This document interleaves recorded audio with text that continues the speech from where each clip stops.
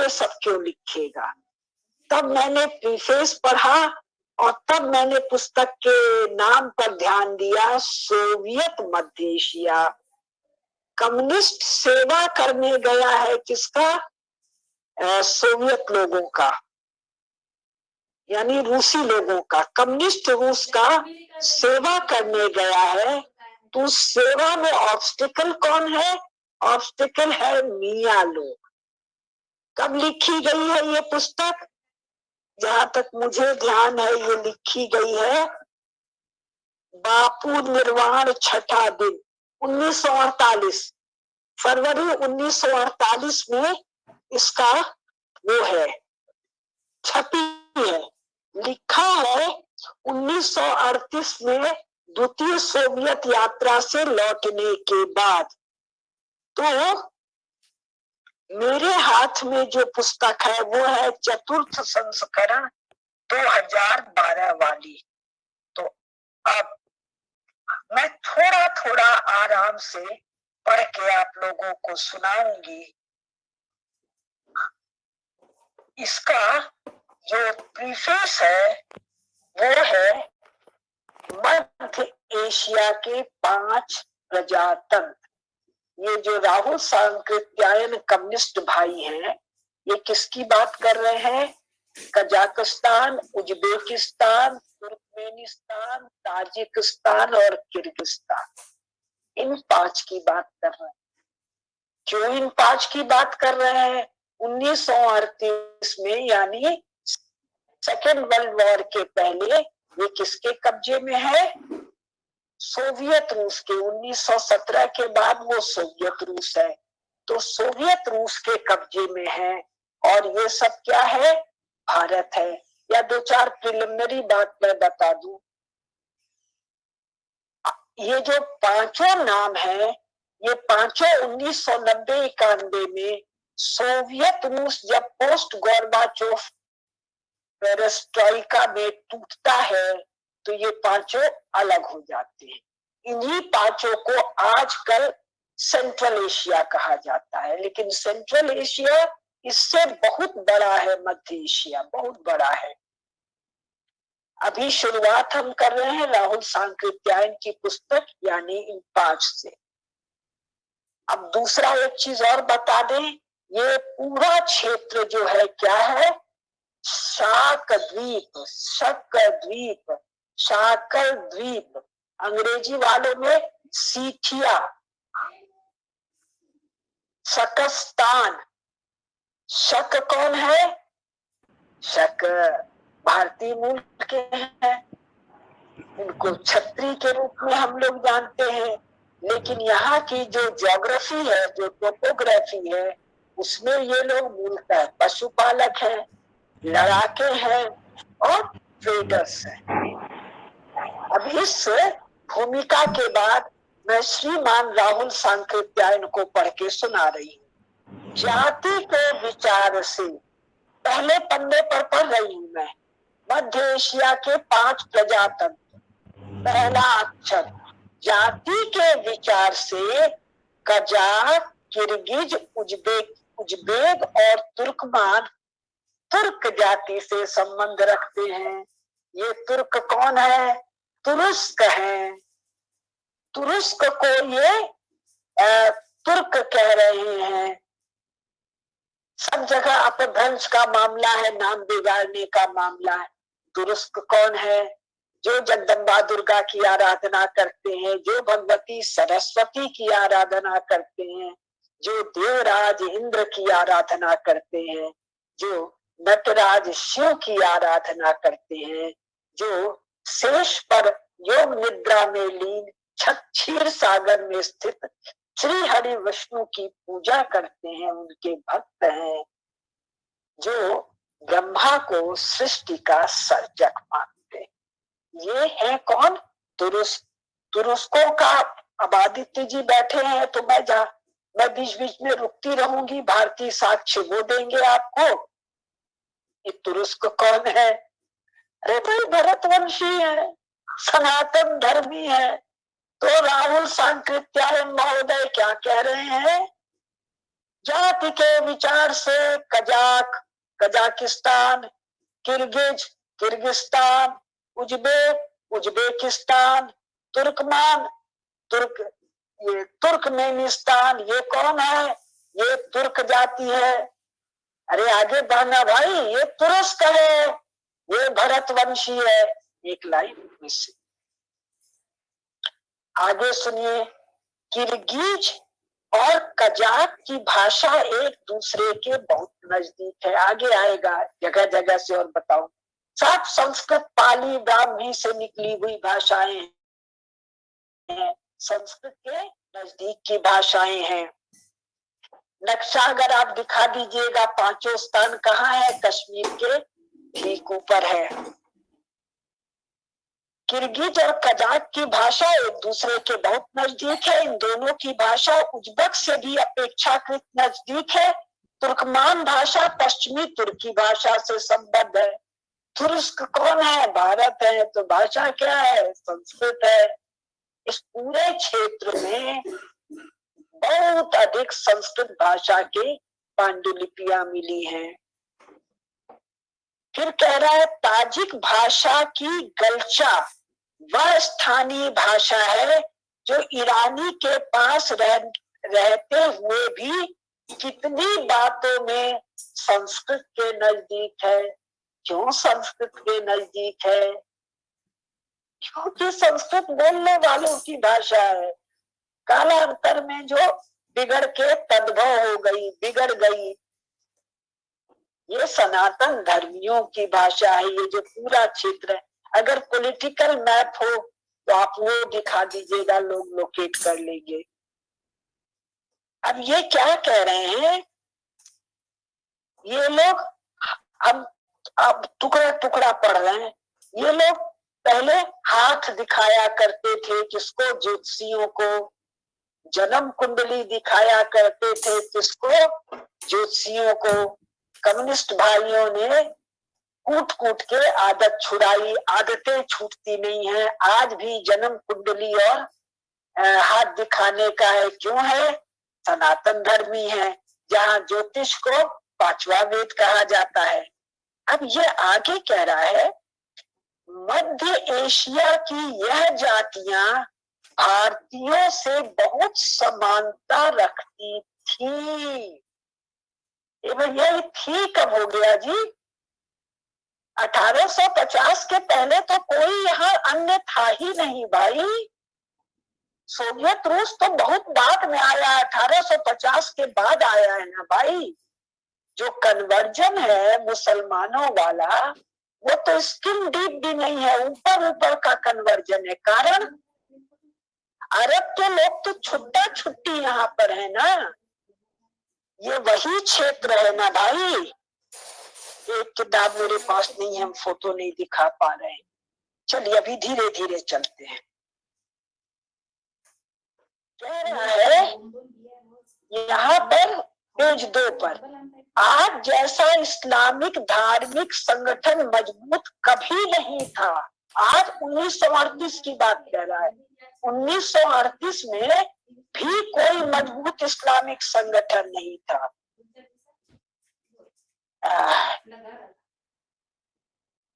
यद्यपि सारा मध्य एशिया हजारें साल से इस्लाम में दीक्षित हुआ, यह शांतिमय तरीके से नहीं हुई।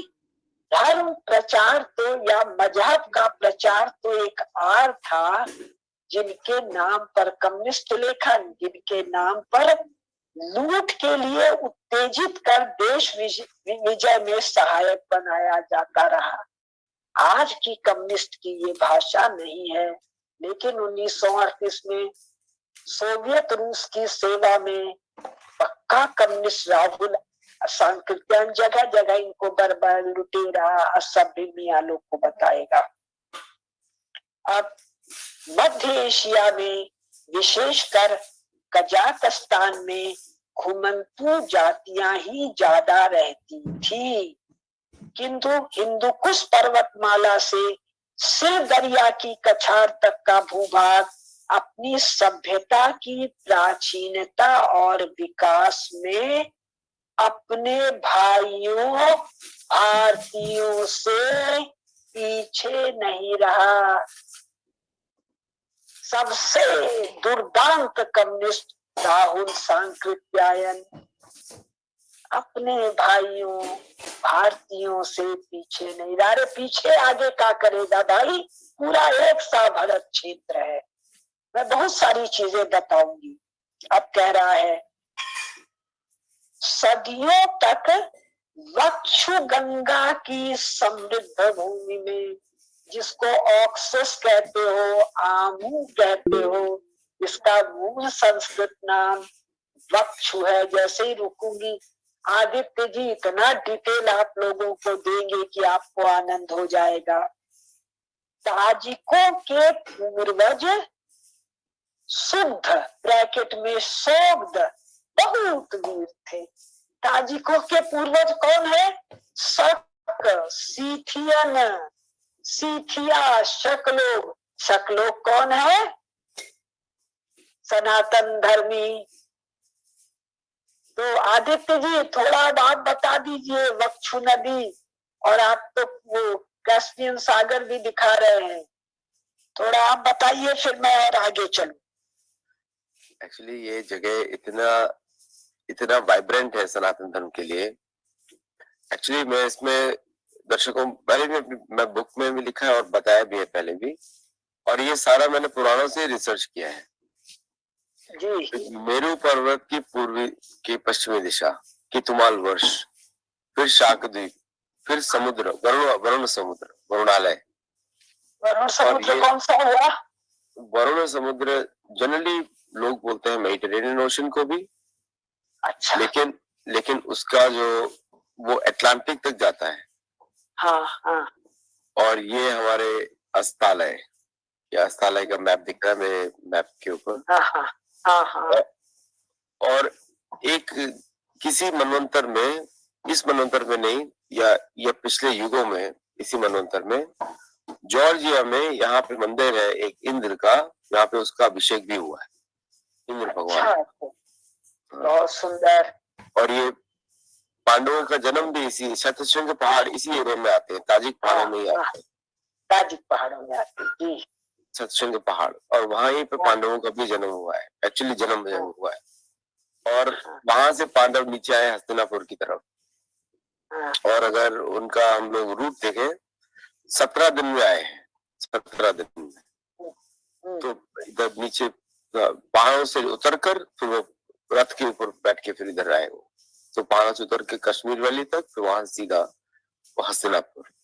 महाभारत पढ़ेंगे तो ये पूरा क्षेत्र में एक एक पहाड़, नदी, जंगल का विस्तार से वर्णन है। एक एक पहाड़ है, कौन सा पहाड़ इसके बाद आता है, कालकूट के बाद किधर पहुंचते हैं। और लोगों को बड़ा आश्चर्य भी होगा कि आर्मीनिया में आज भी एक पहाड़ है, वो उसका नाम कालकूट है। हाँ, और वहाँ के जंगलों का जो वर्णन है, वनस्पतियों का जो वर्णन है, पशुओं का वर्णन, किसके बाद उतरना है, किसके बाद चढ़ना है, फिर कौन सी नदी है। तो अब फिर दुर्दांत कम्युनिस्ट राहुल सांकृत्यायन, यहाँ बहुत से बौद्ध के विहार और पारसियों के अग्निमंदिर थे। भैया बौद्ध कहना तुमने 19वीं लेट 19 अर्ली 20th में शुरू किया है। ये तो श्री हरि विष्णु का क्षेत्र है ना भाई। बौद्ध भी है लेकिन वो भी है।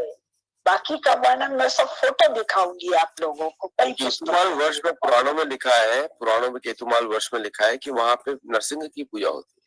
हाँ, वो मूर्तियां मिली है नरसिंह भगवान की, मत्स्य अवतार की, बड़ा अवतार की, सबकी मूर्तियां हैं, गणेश जी हैं, बहुत कुछ है, वो आगे दिखाऊंगी। ये कह रहे हैं यह विहार शब्द ही तुर्की उच्चारण के अनुसार बुखार और बुखारा बन गया। यहाँ पुराने देवालयों के चिन्ह भी नहीं रहने दिया। नहीं भाई, बहुत देवालयों का भी फोटोग्राफ्स मैं भी दिखाऊंगी और आदित्य जी भी दिखाएंगे। लेकिन शुद्ध सभ्यता, अरे शुद्ध सभ्यता नहीं, शक सभ्यता, अरे शक सभ्यता नहीं, सनातन सभ्यता, बिल्कुल लुप्त नहीं होने पाई।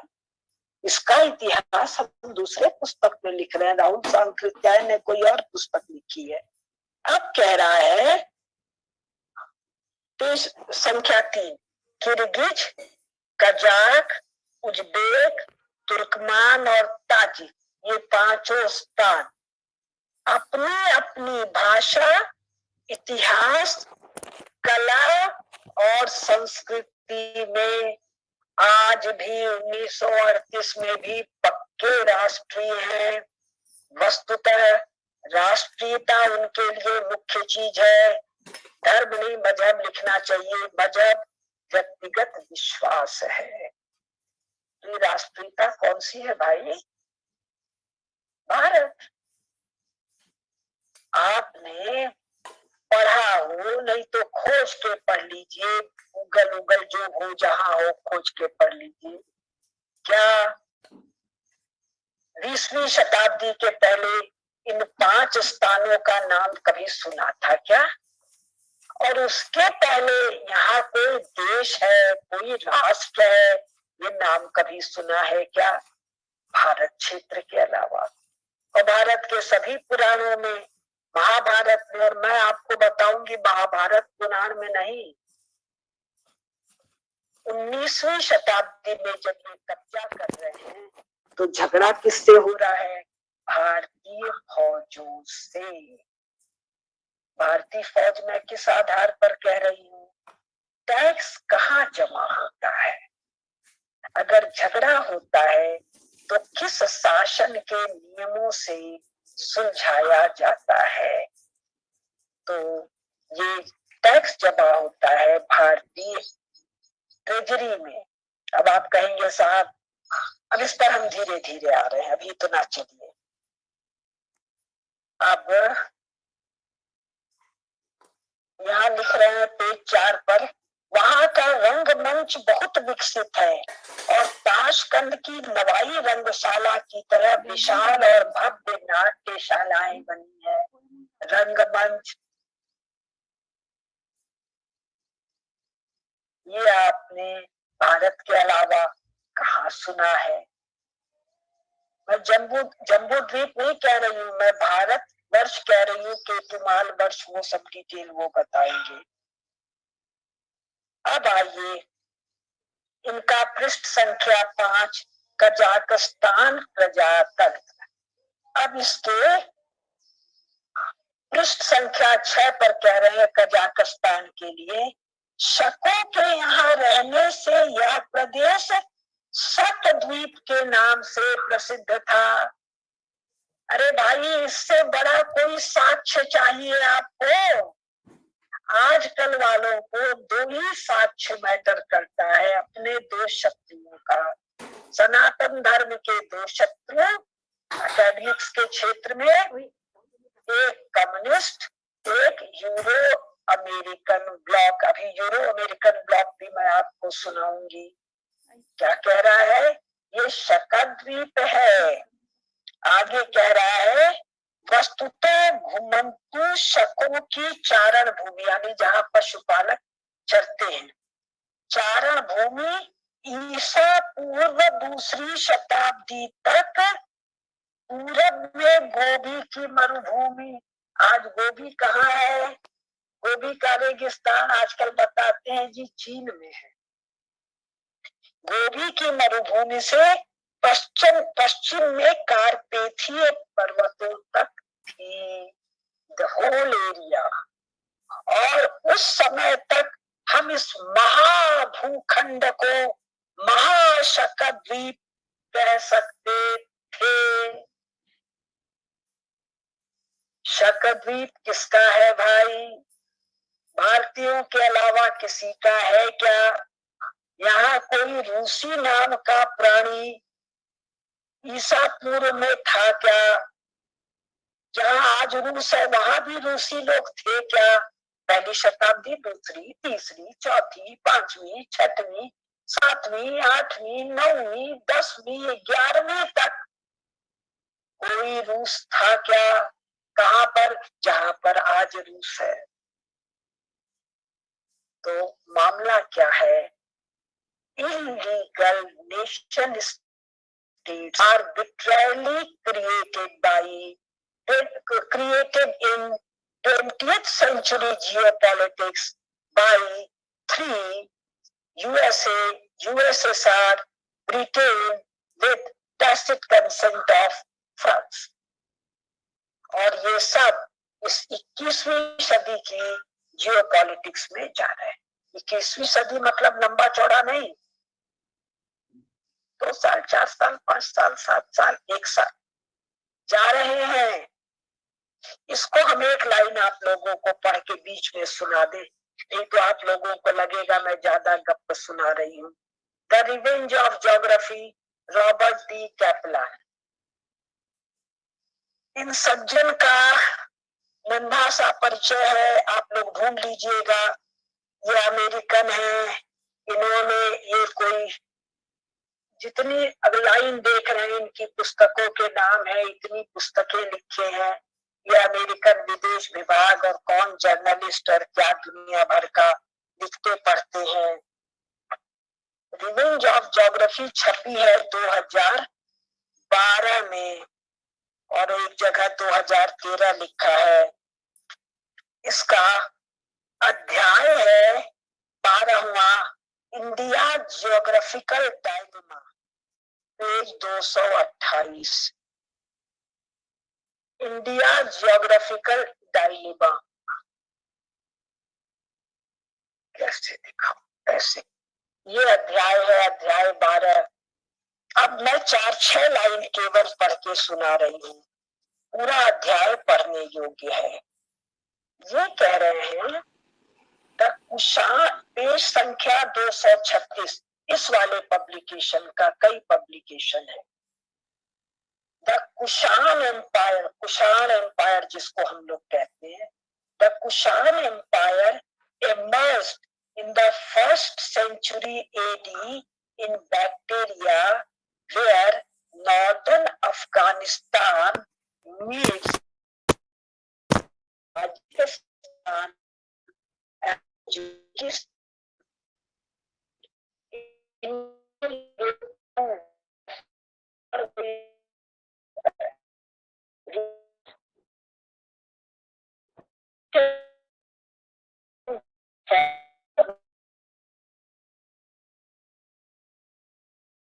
In that demographic,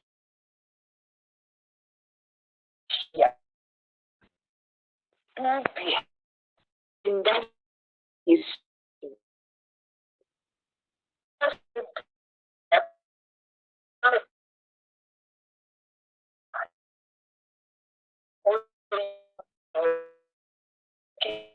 हो गए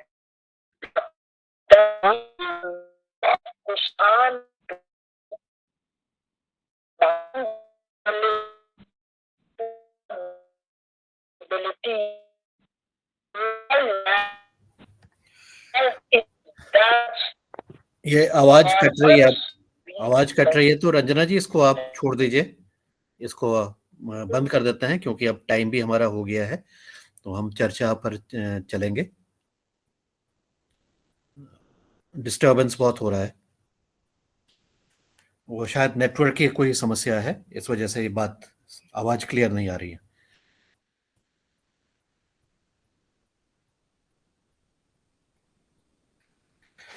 जी धन्यवाद, धन्यवाद रंजना जी, बहुत सुंदर।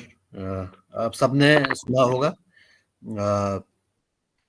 ये इसका लिंक मैंने चैट बॉक्स में डाल दिया है और उसको आप लोग इस वीडियो को पूरा देख सकते हैं अलग से भी, और इसके साथ ही उस जो YouTube चैनल है उसको भी आप सब्सक्राइब करके उसको आप, उसमें भी बहुत सारे इस तरह के वीडियोस जो हैं वो दे रखे हैं और काफ़ी अच्छे उसमें तरीके से ये इनकी वीडियो जो क्लासेस हैं वो चलती रहती हैं और प्रत्येक सप्ताह डॉक्टर केडिया का भी आते हैं और अन्य लोग भी जो इस तरह से जुड़े हुए हैं वो अपनी बातें रखते हैं और अपनी इंटरप्रिटेशन देते हैं। तो आज का हमारा अब ये जो सत्र था वो एक नए तरीके से हो गया है और कल पिछले 5 दिन के जो हमारे सत्र थे उसी के कंटिन्यूएशन में हमने अपनी कुछ एक नया तरीके से इसको प्रस्तुत करने का प्रयास किया है कि न केवल भारत में बल्कि पूरे अन्य देशों में भी, जिसको कि हम जम्बू द्वीप कहते हैं, जिसको हम भारत के बाहर कहते हैं, कि हम ये कहाँ कहाँ पर इसका विस्तार हुआ है। और इसमें बहुत स्पष्ट रूप से इन्होंने बताया भी है, और वैसे भी इसके बहुत सारे साक्ष्य मिले हुए हैं कि भारत के जो गणेश जी हैं और आपके नरसिंह भगवान हैं, उनकी मूर्तियां बहुत प्राचीन मूर्तियां, हजारों हजारों साल पुरानी, वो सब कई देशों में इसकी उसके साक्ष्य के रूप में उपस्थित हुई हैं। तो आज की हमारी जो बातचीत है वो अब हम किसी के कोई मन में कोई प्रश्न है, कोई टिप्पणी है, कोई सुझाव है, कोई अपनी बात कहना चाहते हैं, इसको इस वीडियो को देख करके और सुन करके आपको क्या महसूस हुआ, आपको क्या अंदर से क्या भावना, आपके इच्छा हुई, आपके मन में क्या प्रश्न निकल के आए हैं, तो इसके ऊपर आप जो भी अपनी टिप्पणी देना चाहें कृपया करके हैंड रेस करें, और एक एक करके फिर इस सत्र को आगे संचालित करने के लिए रंजना जी या मुन्नीलाल जी आप इसको आगे सत्र को संचालित करें। लेकिन मेहरा जी ने एज यूजुअल सबसे पहले आपने हैंड रेस किया, तो मैं सबसे पहले आपको ही बुलाता हूं और आपसे अनुरोध करता हूं कि अपनी टिप्पणी सुझाव, रोशन लाल जी उसके बाद है, अपना दें और कार्रवाई को आगे बढ़ाएं। जी धन्यवाद।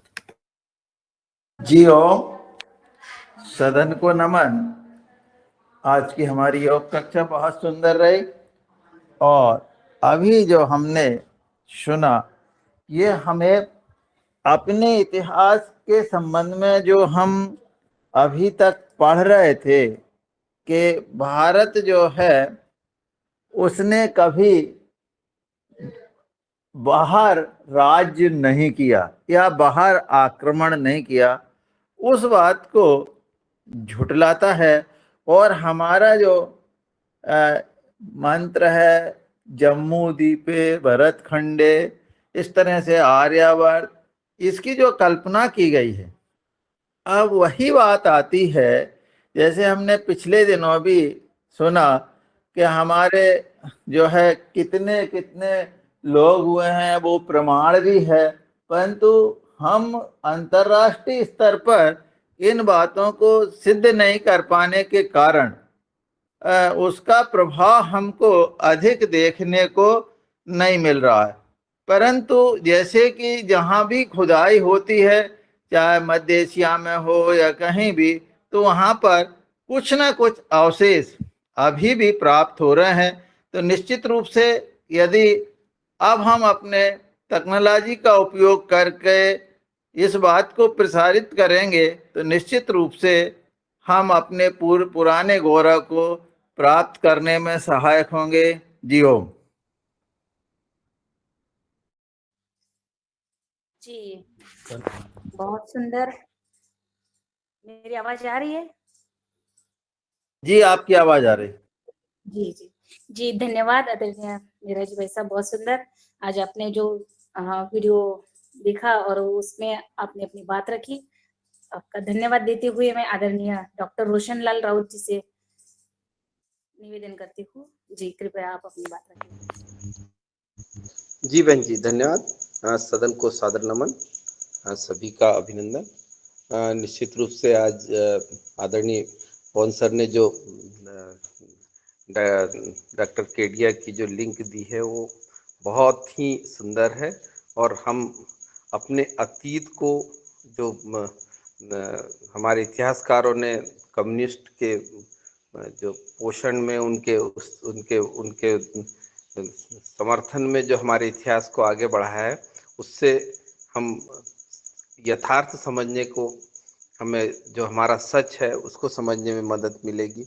और ये हम इन्होंने एक चीज के लिए तो हम उनको फिर भी धन्यवाद दे सकते हैं, कुछ चीजें उन्होंने बड़ी मतलब वैसी बता दी है कि हाँ ये भगवान की पूजा करते थे, इतना बता के उनने एक एहसान तो कर दिया है कि चलो हम उसको उन कड़ियों को जोड़ सकते हैं कि ये हम लोग थे, ये सनातनी थे, ये हमारे हिंदू धर्म के लोग थे जो इस भारत भूमि के बाहर भी अपने परचम को लहरा रहे थे, अपने ज्ञान से, अपने पौरुष से, अपने पुरुषार्थ से पूरी दुनिया में राज कर रहे थे, और इसको अब हमको आगे बढ़ाने की आवश्यकता है। मुझे वो हमारी डॉक्टर केडिया जी जो हैं डॉक्टर साहब, वो पेशे से फिजिशियन लग रही हैं, डॉक्टर लग रही हैं, और उसके बाद भी उनका इतना बड़ा पुरुषार्थ, तो उनको सादर नमन।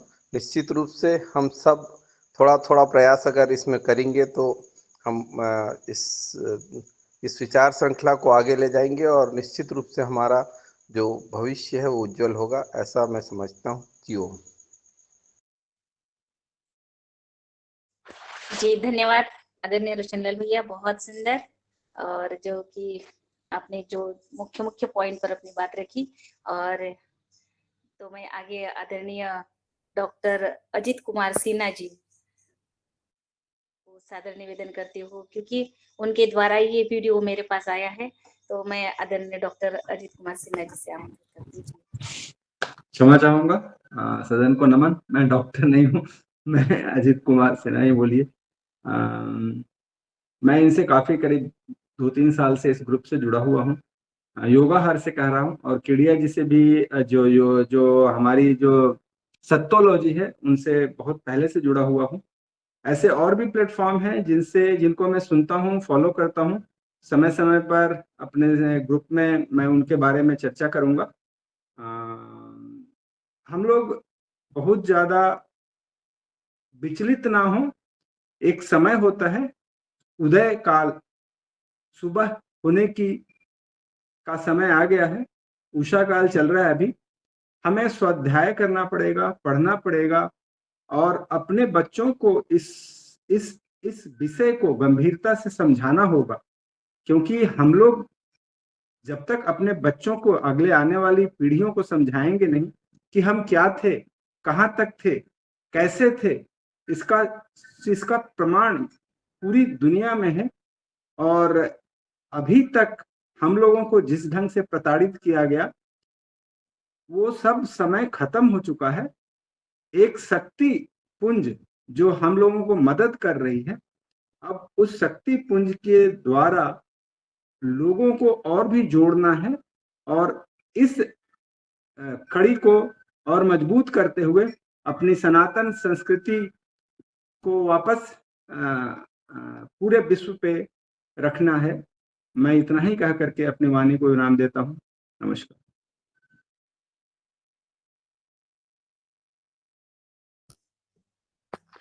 जी धन्यवाद आदरणीय सिन्हा जी। और मैं आगे आदरणीय दिनेश सेमवाल जी भैया से निवेदन करती हूँ।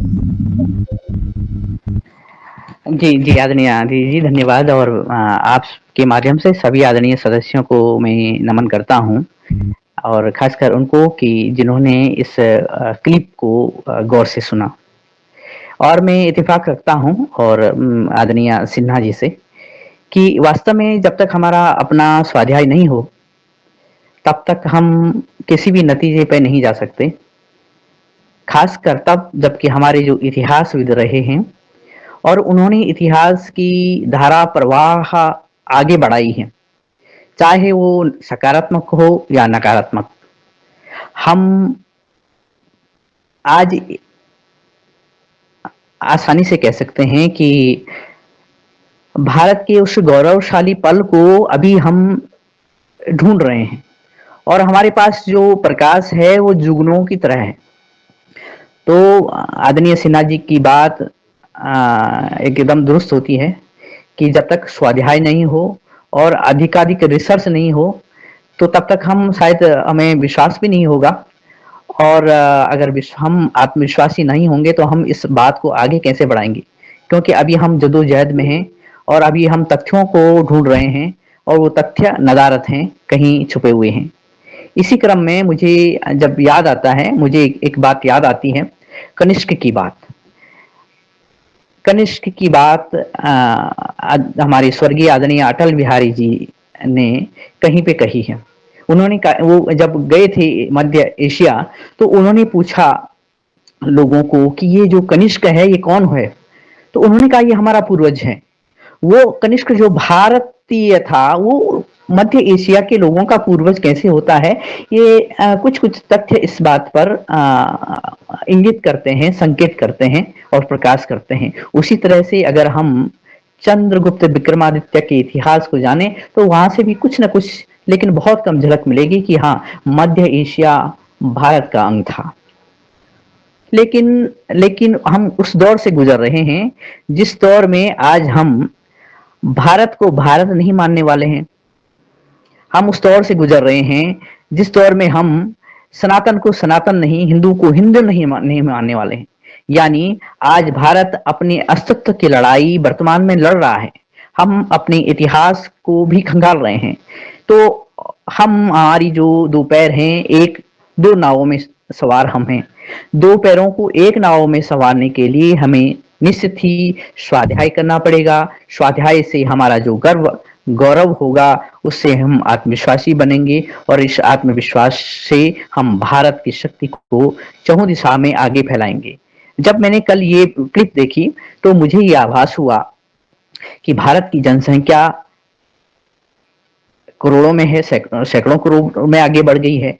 और क्यों नहीं आने वाले समय में जब हम ज्ञानशील हो जाएंगे, जब हम शक्तिशाली हो जाएंगे और जब हम स्वावलंबी हो जाएंगे, तो अपने मध्य भारत क्षेत्र में जहां की जमीनें खाली पड़ी हुई हैं, क्यों ना उनको हम वापस लें। लेकिन अभी समस्या हमारे पास ये है कि हमारा जो करीने से जुड़ा हुआ पाकिस्तान है, वो भी हमारे हाथ में नहीं है। यहाँ तक कि पाकिस्तान और जम्मू कश्मीर से जो जुड़ा हुआ हिस्सा है, वो भी हमारे हाथ में नहीं है।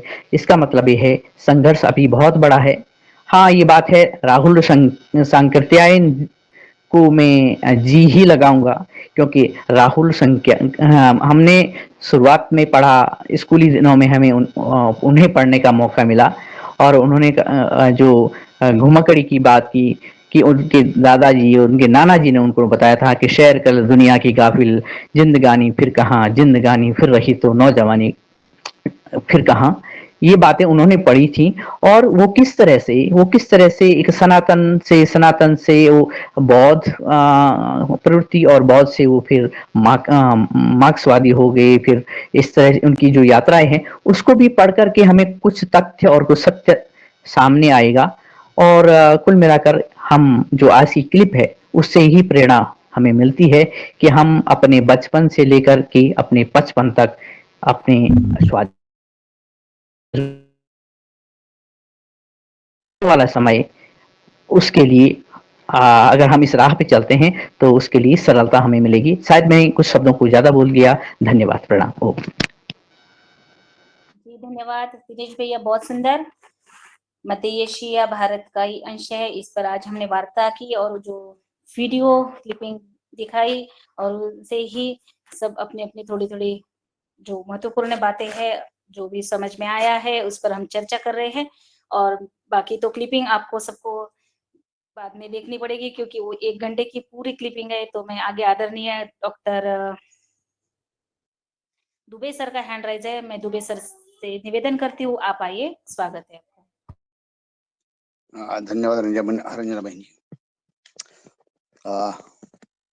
सबसे पहले तो आज वो अपने हमारे रमेश भाई जी, उनका जन्मदिन है, तो उनको बधाई दे देते। और जो क्लिप हुई है वो क्लिप बहुत सुंदर है, और उसके बाद में जो चर्चा हुई है वह भी बहुत अच्छी रही है। मेरा सिर्फ एक सुझाव है कि हम अध्ययन करेंगे, स्वाध्याय करेंगे, होना भी चाहिए, लेकिन इसकी कोई लिमिट जब तक हम तय नहीं करेंगे तब तक हम अपने अपने कामों में स्वाध्याय करते रहेंगे, और शासन प्रशासन जो उनको पहुंचाना है मासेस तक, वो पहुंचाता रहेगा।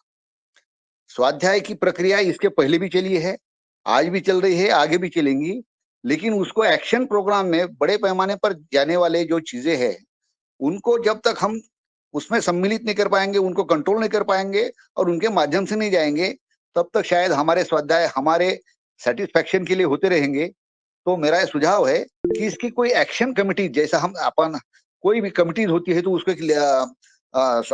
टाइम लिमिट दिया जाता है कि यहाँ तक दो, उसके बाद में रिव्यू कमिटी होती है वो करो, और उसके बाद में जो एक्शनेबल करना है, जहाँ पे इनकारपोरेट करना है, उसको करो। तो ऐसे पादान जब तक हम तय नहीं करेंगे हमने राकेश जी से भी जो दो चार दिन उन्होंने बोला था, उनसे भी मेरी पर्सनल चर्चा हुई थी कि भाई इस तरह का यदि हम जब तक कोई टाइम लिमिट नहीं करेंगे, टाइम फ्रेम करो 6 महीना 4 महीना, तो उसमें से जितने सारे संभावित लोग हैं उनको काम बुलाओ, खुली चर्चा होने दो, बहस होने दो, उसके बाद एक ड्राफ्ट बनाओ, ड्राफ्ट बनाने के बाद में उसको रिव्यू करो और उसके बाद में साल 2 साल, एक आध साल में 2 साल में उसको इनकारपोरेट करो। इनकारपोरेट करने का समय अभी अच्छा है मोदी जी का, अगर वो समय चला गया तो कोई नहीं करेगा। हमारे 1947 से लेकर अभी तक अगर किसी ने सम्मिलित नहीं किया तो मोदी सरकार के बाद में कोई सम्मिलित करेगा ऐसी अपेक्षा भी हम नहीं रख सकते हैं।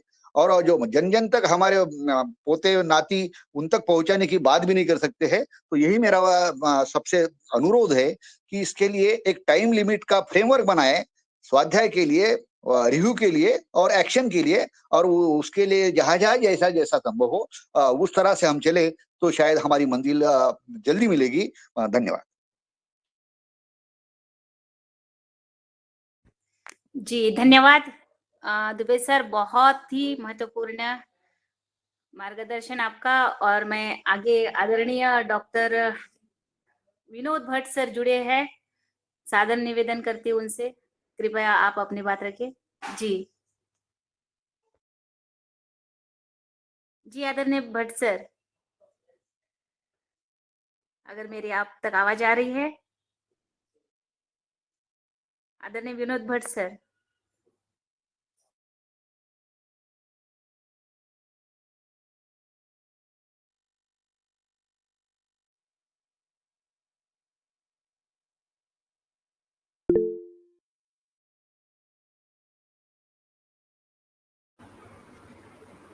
मेरी भट्ट सर तक आवाज नहीं जा रही है और मैं योगाहार रिकॉर्डिंग से हमारे आदरणीय पवन कुमार सर का हैंड राइज है।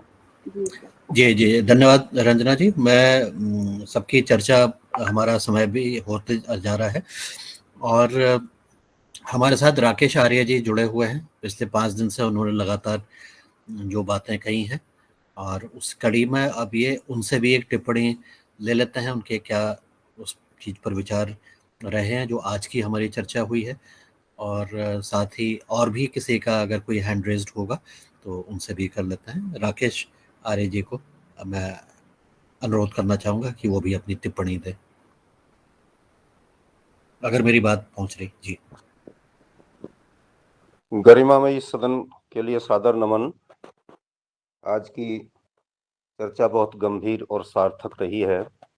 उसके पश्चात विभिन्न विद्वानों की टिप्पणियां भी मैंने बड़े ध्यान से और मनोयोग से सुनी हैं, वह भी बहुत ही सारगर्भित रही हैं। बहन केडिया जी और मैं दोनों अभी पिछले दिनों नवंबर में चित्रकूट में एक इतिहास सम्मेलन हुआ था, वैश्विक स्तर का था, उसमें हम सम्मिलित हुए थे। वहाँ पर उनके साथ काफ़ी विस्तार से बातचीत करने का अवसर उपलब्ध हुआ था।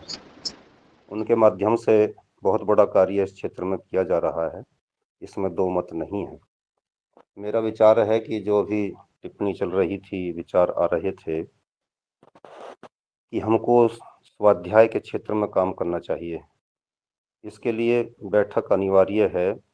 एक अपने समान विचार के लोगों की एक बैठक आहूत की जाए और उस पर हम बैठ कर के ये चिंतन करें। चिंतन के बाद एक लाइन खींची जाए जिससे ये स्पष्ट हो कि आगे करना क्या है, क्योंकि यह वास्तविकता है कि मोदी जी के रहते ही बहुत सारी चीज़ें संभव हैं।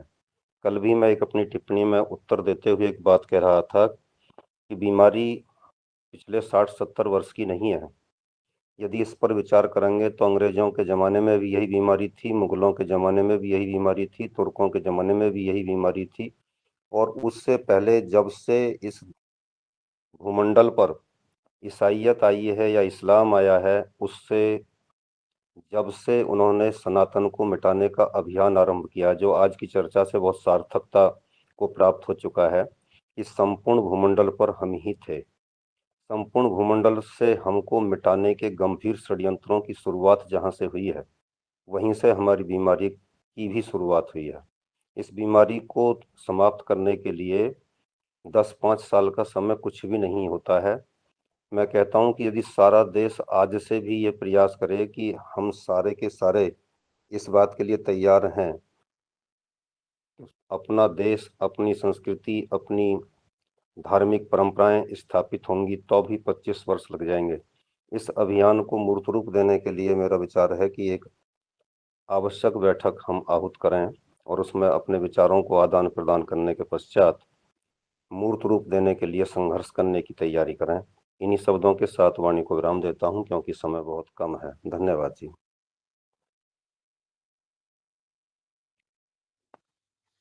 जी धन्यवाद आदरणीय जी, आदरणीय रमेश चंद्र मेहरा जी। ओम, जैसे कि चर्चा चल रही है, हम अपने सनातन संस्कृति की बात कर रहे हैं, तो सर ये जो हमारा अपने ही देश से निकला हुआ हरे राम हरे कृष्ण जो मिशन है, जो कि अंतर्राष्ट्रीय स्तर पर आज इसकी स्थिति है कि वो पूरे समग्र विश्व में प्रचारित हो गया है। क्या हम ऐसे लोगों को भी अपने विचारों से सहमत कर सकते हैं? जी हो।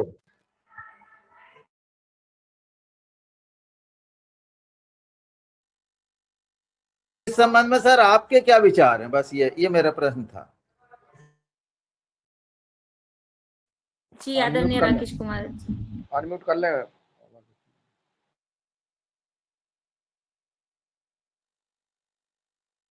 आदरणीय राकेश कुमार जी अनम्यूट कर ले, आप म्यूट हैं। जी क्या प्रश्न था जी? सर मेरा प्रश्न ये था कि जो हमारे यहाँ से जो है हरे राम हरे कृष्ण का जो आंदोलन कहें या जो भक्ति मार्ग है, और ये पूरे विश्व में फैल गया है, जी तो जी। इनका क्या हम अपने इसमें सहयोग ले सकते हैं या उनसे कभी चर्चा हुई है? ऐसी आपसे जानकारी लेना चाहते थे सर जी। जी मेरा निवेदन इस पर यह रहेगा कि यदि कहीं पर थोड़ी सी भी संभावनाएं पॉजिटिव बन रही हैं तो उनको अपनी अनुकूलताओं में ढालने का प्रयास हमको करना चाहिए। यदि कहीं से भी कोई भी समुदाय, कोई भी संगठन भारतीयता के प्रति, सनातन के प्रति अपना समर्पण दिखाता है तो उस पर शंका संदेह किए बिना जितने अनुपात में वह हमारे साथ जुड़ सकते हैं, जहां तक वह हमारे लिए उपयोगी हो सकते हैं, वहां तक हमें उनका साथ लेना चाहिए। अभी एक समाचार आया था कि अमेरिका में 30 लाख मुसलमानों ने अपना इस्लाम त्याग करके और सनातन को स्वीकार किया है। तो यदि वो इतने बड़े स्तर पर काम वहां पर हो रहा है तो कौन लोग कर रहे हैं, हमें उन लोगों से भी संपर्क करना चाहिए। क्यों कर रहे हैं? क्या ऐसी चीज उनके भीतर आ रही है कि वो सनातन की ओर ही मुखातिब हो रहे हैं? इन पर भी हमें चिंतन करना चाहिए। और यदि उनके ऐसे विचार आ रहे हैं तो उनको बढ़ा चढ़ा करके, यानी कि यथार्थ रूप में बढ़ा चढ़ा कर, मतलब अतिशयोक्ति करते हुए नहीं, यथार्थ रूप में भी हम यहाँ पर चित्रित कर दें, दूसरे क्षेत्रों में फैला दें, दुनिया के अन्य देशों में फैलाएं, तो सनातन की ओर अपने आप आकर्षण पैदा होगा। लेकिन हम इन चीजों को बहुत हल्के से लेते हैं, क्योंकि यहाँ पर सनातन के साथ साथ एक जो सेकुलरिज्म का जो जहर फैला हुआ है, उससे हमको लगता है कि हम तो सांप्रदायिक हो जाएंगे ऐसा करने से। लेकिन नहीं, अपने विचार को, अपने संगठन को, अपनी शक्ति को विस्तार देने के लिए इन चीजों पर विचार करने की आवश्यकता है। तो मैं निवेदन यही करूंगा, अपना विचार यही है मेरा कि ऐसे लोग यदि कहीं पर भी दिखाई देते हैं तो उनका सहयोग हमें लेना चाहिए। और सर अभी हमने यूट्यूब पर या कहीं से जानकारी ली, उसमें यह है कि सऊदी अरब में ही जो है भगवत गीता को शामिल कर दिया है, और भगवत गीता को सबसे ज्यादा प्रचारित इन्हीं लोगों ने किया है। जी जी मैं सहमत हूँ, ये हुआ है। और इतना ही नहीं, उन्होंने इससे आगे जाकर के अपने को भारत के साथ जोड़ने की भी तैयारी अरब के देशों में से अरबी कल्चर को मानने वाले लोगों ने अपनानी शुरू कर दी है। उसकी तरफ पूरा झुकाव दिखा रहे हैं, क्योंकि उनका इस्लाम के नंगेपन से मैं कहूँगा कि अनवर शेख ने एक पुस्तक लिखी है जिसमें वो लिखते हैं sex and violence is equal to Islam. इससे अलग इस्लाम के पास कोई चिंतन नहीं, कोई सोच नहीं, और आज दुनिया उससे भर चुकी, उसका मन भर चुका। इसलिए वो स्वाभाविक रूप से अध्यात्म की खोज में और शांति की खोज में स्वाभाविक रूप से आपकी तरफ आकर्षित हो रहे हैं। हमें उनकी भी इस दृष्टिकोण का स्वागत करना चाहिए और आगे उनसे सहयोग लेने की अपेक्षा करनी चाहिए, अपना हाथ उनकी ओर बढ़ाना चाहिए, कहने का अभिप्राय है। जी ओम सर, जी ओम। जी धन्यवाद, बहुत ही महत्वपूर्ण चर्चा। और मैं आगे आदरणीय बहन प्रणाली जी का हैंड रेज है, कृपया अपनी बात रखिए। प्रणाली मराठे जी। ओम। आदरणीय सदन को सादर वंदन प्रणाम। अभी हरे राम हरे कृष्ण का विचार आया, इसलिए हमारे यहाँ भी महाराष्ट्र में सनातन संस्था बहुत बड़ा कार्य कर रही है धर्म रक्षण के लिए, हिंदू धर्म के लिए। जगह जगह बड़ी बड़ी सभाएं लेती है, हिंदू धर्म के लिए प्रबोधन करती है। यहाँ जो श्याम मानव और एक है जिन्होंने बार बार हमारे महाराष्ट्र में हिंदू धर्म को परास्त करने के लिए बहुत बार प्रयत्न किए और बहुत क्षति पहुंचाई। तो उनके लिए उनके वकील भी है, जस्टिस भी है, जो इसके केस भी लड़ रहे हैं। तो ये भी संस्था है कि जिनका सहयोग लेने से ये जो कार्य है वो जैसे नदियाँ एकत्र आके सागर बढ़ेगा, उसी तरह हो जाएगा, ऐसा मेरे मन में विचार आया। ओम प्रणाम। बहुत सुंदर आदरणीय बहन प्रणाली जी, और आपके बात को आगे लेके हम आदरणीय दिनेश सेमवाल जी भाई साहब के पास चलते हैं। फिर से उनका हैंड राइज था, कृपया जी। आदरणीय जी, आदरणीय सदस्यों ने वो बात रखी है जो मैं शायद मुझे कहीं से लग रहा था कि मुझे बोलना चाहिए, लेकिन ये बात निश्चित है कि जो आदरणीय आर्या सर ने कहा है कि जहाँ से भी लगे, जहाँ से भी रोशनी लगे उसको बटोरना चाहिए ताकि हम इस सनातन के समागम को आगे बढ़ा सकें। ये बात निश्चित है कि अलग अलग क्षेत्रों में हमने छत्रपों की तरह से अपने अपने कार्य बढ़ाए हैं, लेकिन सबको अगर जैसे स्वाध्याय की बात आई, फिर एकजुटता की बात आई, एकजुटता यूनिटी ज़रूरी है, वरना हम अलग अलग क्षेत्रों में प्रदेश के अलग अलग कोनों में अपने कार्य पुरुषार्थ के साथ करेंगे, लेकिन उस प्रवाह के साथ नहीं कर पाएंगे जिसकी आज की समय को आवश्यकता है। और ये यकायक ड्राफ्ट बनना भी बड़ा कठिन है, जो मुझे मेरी छोटी सी बुद्धि कह रही है, लेकिन अगर सभी लोग इकट्ठा होकर के इस तरह से हम कार्य करेंगे, आगे बढ़ेंगे, निश्चित ही हरे रामा हरे कृष्णा की जो बात सामने आई है, वो मैं अभी पिछले दिनों बेंगलुरु में था, तो कुछ बंधु हाथ में श्रीमद् भगवत गीता को लेकर के जो वो यानी जो शरीर से अंग्रेजी थे, उनसे मैंने पूछा तो उन्होंने कहा कि हाँ, सनातन सबसे बड़ी बात सनातन है, जो मानवता के लिए सनातन का बहुत महत्वपूर्ण रोल है।